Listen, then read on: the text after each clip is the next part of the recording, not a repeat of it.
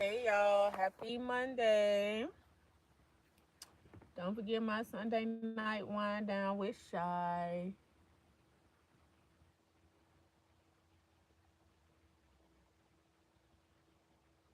What's happening? I ain't playing no game. Every word that I say coming straight from the heart. So if you try to lay in these arms, I'ma leave the door open. I'ma leave the door open. Okay.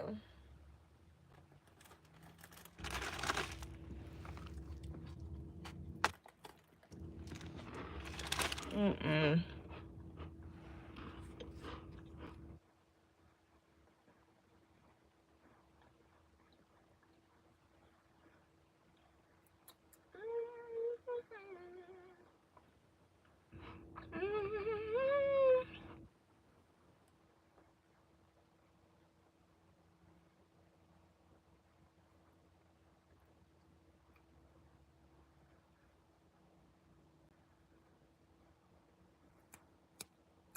What you doing? Where you at? Oh, you got plans. Don't say that. I was trying to watch the news, y'all. Um, I was watching the news. I exited out on accident.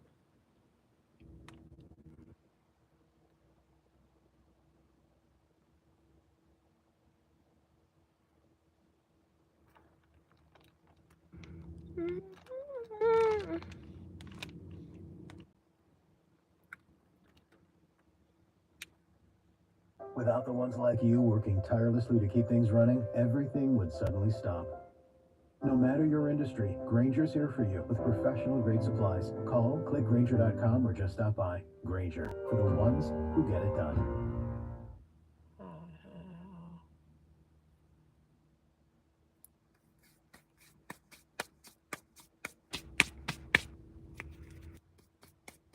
Now, on 7 News, a devastating blaze tears through a South Florida reservation. Three people fleeing on foot after crashing into a building, what police say started the chaos. Miami-Dade's mayor demanding an answer from state officials today, asking to inspect Alligator Alcatraz. President Trump working with America's top trade partner, looking to make tariff deals before their deadlines.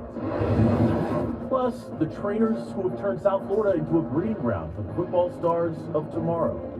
Good morning, South Florida. I'm Ethan Calloway. And I'm Lorena Estrada. Today in Florida at Welcome 9. in, y'all. Welcome in. This is 7 News Today in Florida.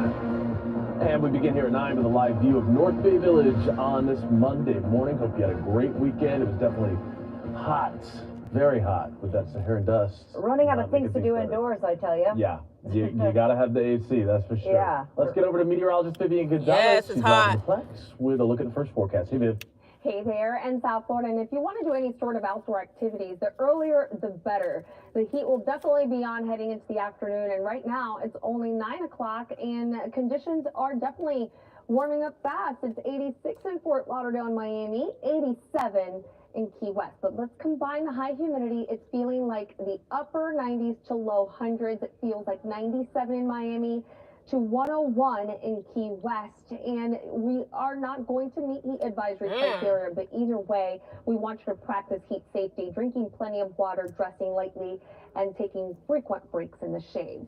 So here's a look at the radar. Mostly dry weather underway, but there could be a dotted shower on the breeze, and that will be a trend over the next few days to start things off. There's only one tiny little shower right now impacting your commute in North Key Largo. Big view showing that the layer of Saharan dust that's been in place since the weekend is thinning out. That's why we're getting a little low-level moisture on the increase this morning, but it should be a fairly dry day. We are looking at a spotty shower on the breeze early in the morning, the best chance out of the entire day.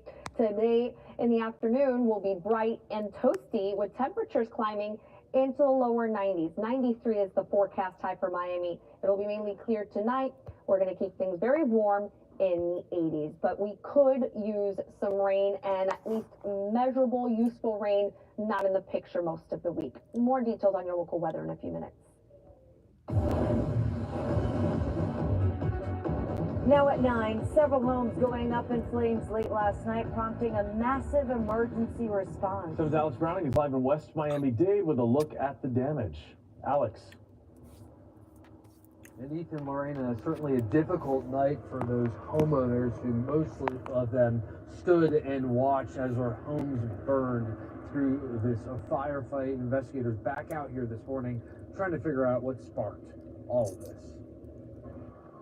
Several homes smoldering Monday morning after a massive blaze on the Miccosukee Reservation and the massive response that followed.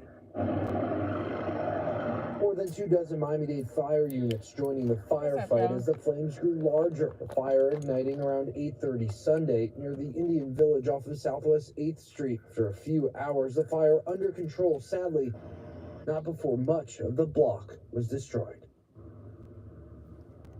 And luckily, no one reported injured by the fire. As far as what, again, sparked all of this, that remains under investigation. We are expecting to hear from tribal leaders later on this morning at 10 o'clock.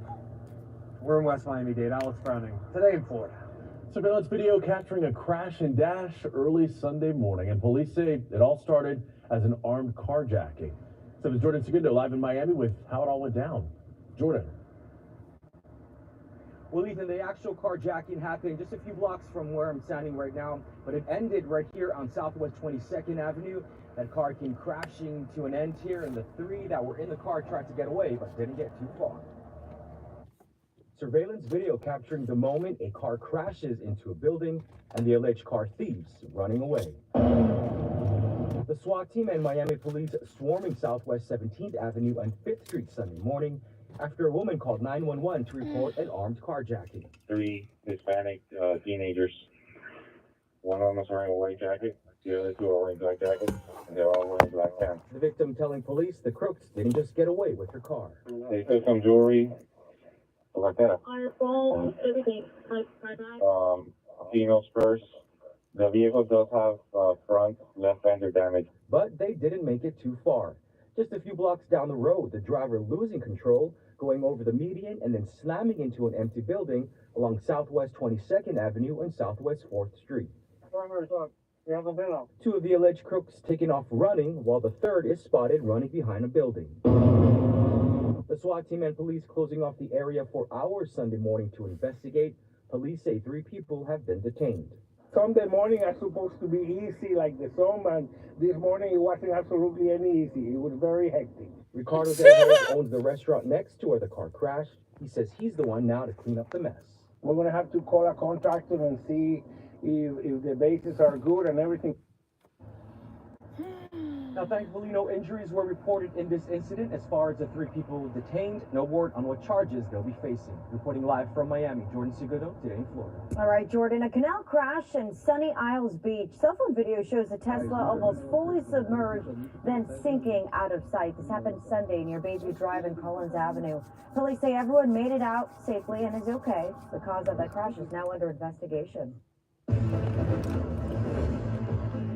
Well, it was deadline day for state officials to respond to Miami-Dade Mayor Daniela Levine Cava's demands to tour Alligator Alcatraz. Mayor Cava sent a letter to the Florida Division of Emergency Management on Friday. In it, she requests to visit the controversial migrant detention facility by today.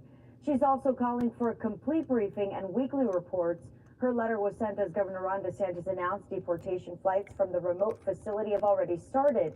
He says about 100 detainees have been flown from Alligator Alcatraz to other countries. World leaders pressuring Israel to allow humanitarian aid into Gaza. It comes as 2 human rights groups in Israel are accusing leaders there of acts of genocide against Palestinians. Dozens of aid trucks headed toward Gaza's border Sunday after Israel announced a daily pause in fighting across parts of the territory. Multiple countries airdropped supplies, and Israeli officials say they plan to establish secure corridors for aid groups to deliver food and medicine. But UN agencies warn it may not be enough to prevent mass starvation in the Palestinian territory. When we think it can't get worse, it gets worse. Children are starving and dying in front of our eyes.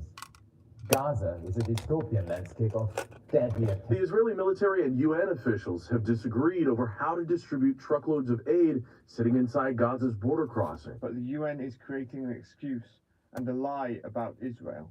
It says they won't let humanitarian supplies in. We are letting them in. Prime Minister Benjamin Netanyahu says any restrictions his country has put in place are designed to prevent Hamas from stealing aid. President Donald Trump addressing the aid crisis while in Scotland Sunday. If we were there, I think people would have starved, frankly. They would have starved, and it's not like they're eating well, but a lot of that food is getting stolen by them.